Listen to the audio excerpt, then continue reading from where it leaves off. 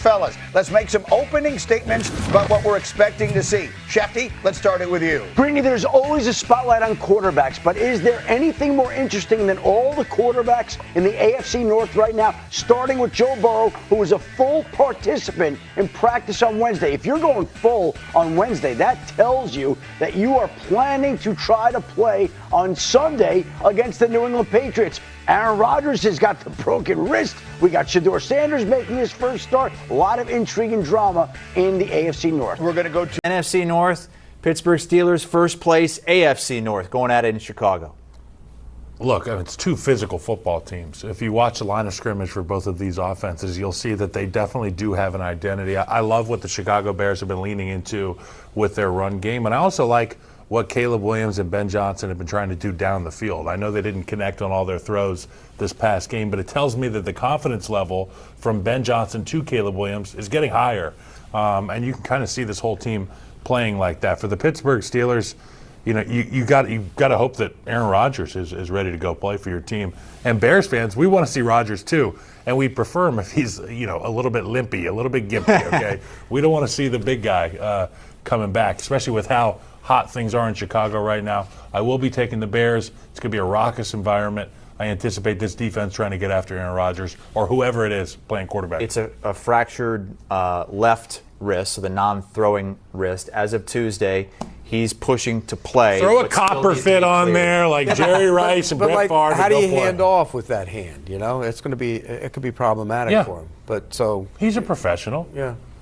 Look, I think he wants to play. I think he's probably going to play. There's no doubt he wants to play. And I think he's going to play. And I think they're going to hang around in this game. Look, I love what the Bears have done. I think Ben Johnson's done a great job, but they have one victory over where they've played one team with a winning record, and they lost to him. It was the Lions. They got whacked. You can only play the teams that are on your schedule, Pete. You sound like a player. You really do sound Remember like when he jumped into Lambeau and he was a Packer fan to start the year? Yeah, now he's Tucker Kraft got hurt. Now he's back on the Bears. Now he's back on the Bears, and if the Bears go rotten because their schedule gets tougher, he's going to go back to the Packers. We know how you operate. I got the navy and orange on today, buddy. You do. I'm all bared out. You do. Look, Ben Johnson's done a great job with this team. And Caleb Williams is better than he's been. No question about it. He's improved them. The run game, you mentioned it. The offensive line has come together. Look, they spent a lot of money on that offensive line. And we early in the season, they weren't very good. They've adjusted a little bit to Dahlman. He didn't fit right away with what they were doing. He's been much better at center. So I think they can run the ball. I just think the Steelers are going to show up and hang around. I think the Bears will win the game, but I'll take the points. I think it's going to be really, really I think they're building a bully up front. They've got one of the most cerebral players in All-Pro, Joe Thuney. But if you go at the right guard position, Jonah Jackson's played well, kicking some the ass right side has been at kicking the line of scrimmage, and he's got his buddy, the Mountain, Darnell Wright, right next to him. That's a formidable duo there. I really enjoy watching this group. Yep, they've been doing it a lot in the final 2 minutes, though. 5 times they've come from behind in the final 2 minutes. No team since at least 1970 has won more games when trailing with under 2 minutes than the Chicago Bears right now with 5. Let's go to the Jets and the Ravens, and it's obviously a huge spread here, 13.5. If the Steelers don't beat the Bears, they're likely going to be even with Baltimore here. Well, they will be even with Baltimore because the Jets are awful. Tyrod Taylor's getting the start, by the way. Does it really matter? It's a huge number, Pete. Does it really matter? Does it matter who starts at quarterback for the Jets? They're awful. Both of them are bad. The offense is bad. And you look at the Ravens, they haven't been great on offense. I mean, I'm a little concerned about Lamar Jackson. He hasn't looked the same. Well, he will in this one. He's going to get back to it. And he hasn't run that much. His running is down. I think that injury's still impacting him.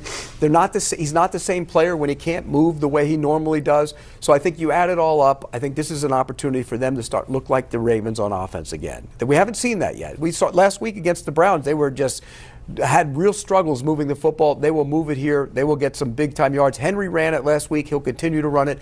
They're getting back to being the Ravens. And by the way, if they win the division, nobody's going to want to play them in the playoffs. They cover the number.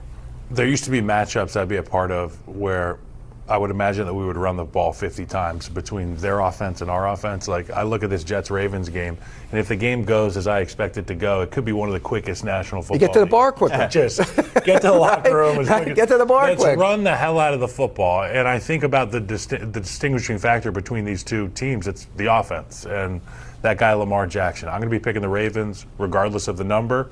And I hope that we do get to see that style of play from Lamar where he is running around again, because when the playoffs come, they're going to need that from him.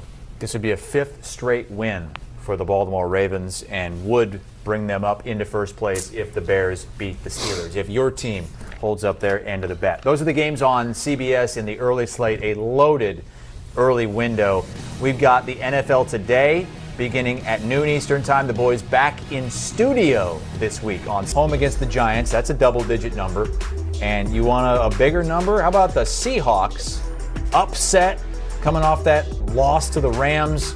Poor Titans. We'll get them in Nashville. 1 o'clock East. Steelers Nation, we've got to talk. This isn't just about a win. This isn't just about a 6-4 record after dominating the Bengals 34-12.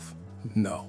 This is the beginning of something brewing in Pittsburgh, something that could change the trajectory of this team moving forward. And it starts with the name Will Howard.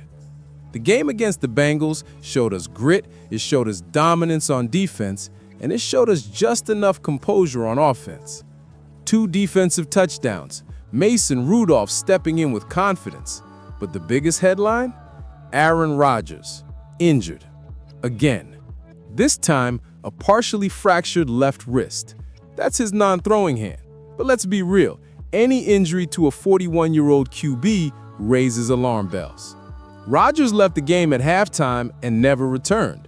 Now here's where it gets interesting, because standing silently on the sidelines, wearing a Steelers uniform for the first time on game day was Will Howard, dressed, ready, officially the emergency QB.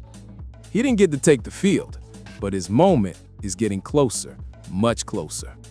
Steelers insider Jerry Dulac dropped a bombshell on 102.5 WDVE Monday morning. He said the team is preparing Howard to step up. This week, Will Howard won't just be running scout team drills. He's expected to practice as the second-string quarterback, something he hasn't done yet this season. Rodgers likely won't play in Week 22 against the Bears. That puts Mason Rudolph in the starting role, and for the first time in his young NFL career, Will Howard would be the next man up.